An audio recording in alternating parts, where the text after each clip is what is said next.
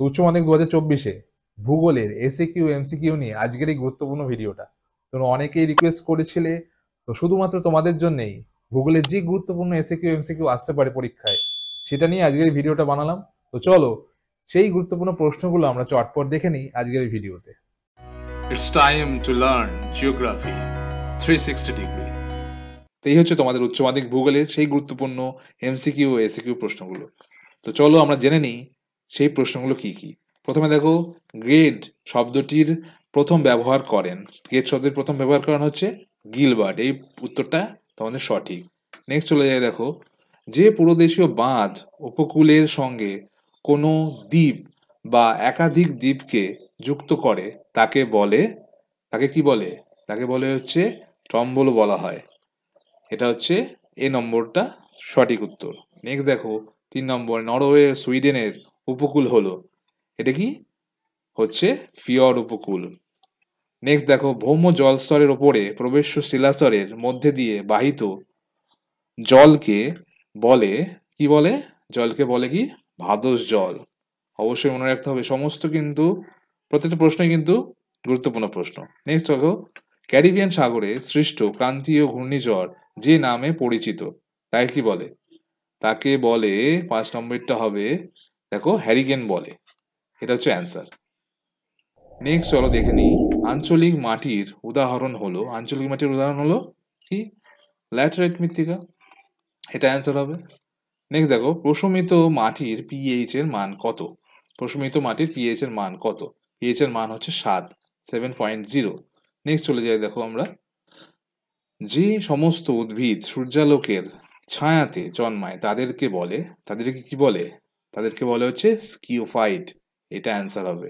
Next দেখো, Montreal protocol সংরক্ষিত হয় কিসের জন্য? সংরক্ষিত হয় আমরা দেখে নিই, ওজোন স্তর নিয়ন্ত্রণের জন্য, জীবমণ্ডলের সংরক্ষণের জন্য, অরণ্য সংরক্ষণের জন্য, নাকি গ্রিন হাউস গ্যাসের উৎপাদন কমানোর জন্য। এটা হবে ডি, গ্রিন হাউস গ্যাসের উৎপাদন কমানোর জন্য। তারপরে দেখো, শ্রীলঙ্কার অধিবাসীরা ট্রি অফ লাইফ বলে যে উদ্ভিদকে, তাই কোনটা বলে? নারকেলকে বলে তারা ট্রি অফ লাইফ। নেক্সট দেখো, ভারতের, এটাও হয়ে গেল আমাদের, এটা হয়ে গেল, এটা হয়ে গেল। নেক্সট দেখো, ভারতের দীর্ঘতম জাতীয় সড়ক পথটি হলো, দীর্ঘতম হচ্ছে NH44। প্রথমেরটাই দেখো অ্যান্সার হবে NH44। নেক্সট চলে যাই আমরা, দেখো, চুনাপাথর থেকে উদ্ধৃত লাল মাটিটি, চুনাপাথর থেকে উদ্ধৃত লাল মাটি হচ্ছে কি? প্রথম এটাই দেখো, টেরা রোজা। এটাই অ্যান্সার হবে। নেক্সট চলে যাই আমরা, দেখো পরে কি আছে, ওয়াকার সার্কুলেশনের আরেক নাম হলো, ওয়াকার সার্কুলেশনের আরেক নাম কি? Southern acceleration. এটা আমার লেখা নয়, একটু ভুলভ্রান্তি থাকতে পারে, বানানি একবার দেখে নিও। নেক্সট চলে যায়, দেখো, কোপেনকৃত সি জলবায়ু নির্দেশ করে। সি জলবায়ু হচ্ছে, দেখো, সি হচ্ছে আর্দ্র ও উষ্ণ নাতিশীতোষ্ণ জলবায়ু। তার মানে আমরা এখানে উষ্ণ নাতিশীতোষ্ণকেই সিলেক্ট করব। ক্রান্তীয় কিন্তু হচ্ছে এটা। চলে যাই, দেখো, পরের প্রশ্নে, ছত্তিশগড়ের অন্যতম লোহা উৎপাদক অঞ্চল হলো, লোহা উৎপাদক অঞ্চল হলো, আর যতদূর মনে হচ্ছে এটা সি হবে, দালির রাছাড়া। সিটা অ্যান্সার হবে। একবার দেখে নিও বইটা, আমার একটু কনফিউশন আছে এখানে। নেক্সট হলো, ভারতের নীল বিপ্লব যে উৎপাদনের সঙ্গে জড়িত তা হলো, খুব সহজ এটা, মৎস্য। নেক্সট চলে যায়, দেখো, সর্বাধিক মুনাফা তত্ত্ব প্রবর্তন করেন কি? আগাস্টাস। খুব সহজ এটা। নেক্সট চলে যায়, দেখো, ওপেক এর সদর দপ্তর অবস্থিত, এটা সদর দপ্তর অবস্থিত হচ্ছে ভিয়েনাতে। ভিয়েনা, এটা অ্যান্সার হবে। নেক্সট দেখো, কনজারভেশন শব্দটি প্রথম ব্যবহার করেন কে? প্রথমেই অ্যান্সারটা আছে, দেখো, প্যাট্রিক গেরেস। এটাই অ্যান্সার হবে। লাস্ট দেখো, ভারতের সবচেয়ে জনঘনত্বপূর্ণ রাজ্য হলো, কম জনঘনত্বপূর্ণ রাজ্য হলো কি? দেখো, উত্তর আমাদের হবে এখানে অরুণাচল প্রদেশ। অ্যান্সার হবে। আর আছে কি এখানে মাল্টিপল চয়েস? আর একটা আছে বোধহয়, ভারতের ইলেকট্রনিক রাজধানী বলা হয় আহমেদাবাদ, চেন্নাইকে, বেঙ্গালুরুকে, দিল্লিকে। বেঙ্গালুরুকে বলা হয়, খুব সহজ এটা। তারপর আমাদের কি 1 নম্বরের যে এসিকিউ গুলো আছে, তো আমরা এমসিকিউ গুলো উত্তর সব জেনে গেলাম। এখানে 21টা থাকবে, 21টাই তোমাদের অ্যান্সার করতে হবে। নেক্সট দেখো, তোমাদের কি আছে, নিম্নলিখিত প্রশ্নগুলোর উত্তর দাও। 1 নম্বরের জন্য আছে, দেখো, পর্যায়ন কাকে বলে অথবা অ্যাকুইফার কি, গুরুত্বপূর্ণ সবগুলোই কিন্তু। দ্বিতীয় দেখো লেগুন কাকে বলে অথবা প্রতিবন্ধক প্রবাল প্রাচীর কাকে বলে, অবশ্যই দেখতে হবে সমস্ত প্রশ্নগুলো, মিস করলে হবে না একটাও। 3 নম্বর দেখো মনাডনক কাকে বলে। 4 নম্বর দেখো বিপরা নদী কি অথবা এই বিনুনি রূপী নদী নকশা কোথায় দেখতে পাওয়া যায়, অবশ্যই দেখতে হবে এটা।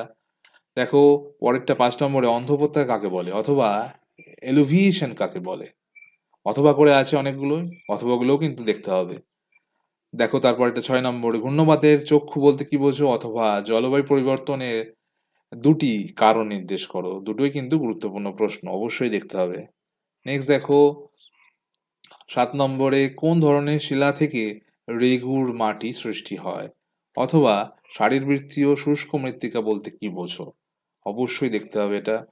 নেক্সট দেখো বহির্ক্ষেত্রীয় সংরক্ষণ কি অথবা আলফা বৈচিত্র্য বলতে কি বোঝো, অবশ্যই দেখতে হবে, খুব গুরুত্বপূর্ণ এটা। নেক্সট দেখো হরকা বান কি, অবশ্যই দেখতে হবে। তারপর এটা দেখো শস্য সমন্বয় কাকে বলে অথবা ঝুম চাষ কি, অবশ্যই দেখতে হবে। তারপরে দেখো কাম্য জনসংখ্যা কি, অবশ্যই দেখতে হবে, এটা খুব গুরুত্বপূর্ণ।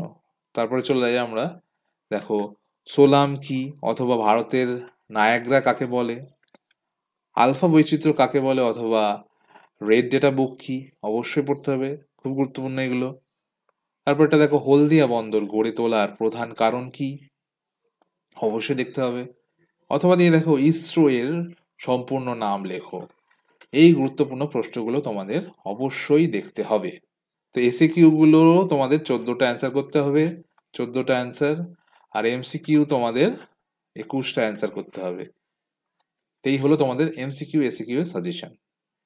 উচ্চ মাধ্যমিক ভূগোলে আসার মতো এমসিকিউ এসিকিউ প্রশ্নগুলো তোমরা জেনে গেলে, এমসিকিউর উত্তরগুলো আমি বলে দিলাম, তবু একবার বইতে মিলিয়ে নিও। আর এসিকিউর উত্তরগুলো তোমরা খাতায় লিখে একবার প্র্যাকটিস করে নিলেই পরীক্ষায় তোমাদের সফলতা কেউ আটকাতে পারবে না। ভিডিওটা কেমন লাগলো অবশ্যই কমেন্ট করে জানাও, ভিডিওটা লাইক করো, শেয়ার করো তোমার ক্লাসমেটদের সাথে।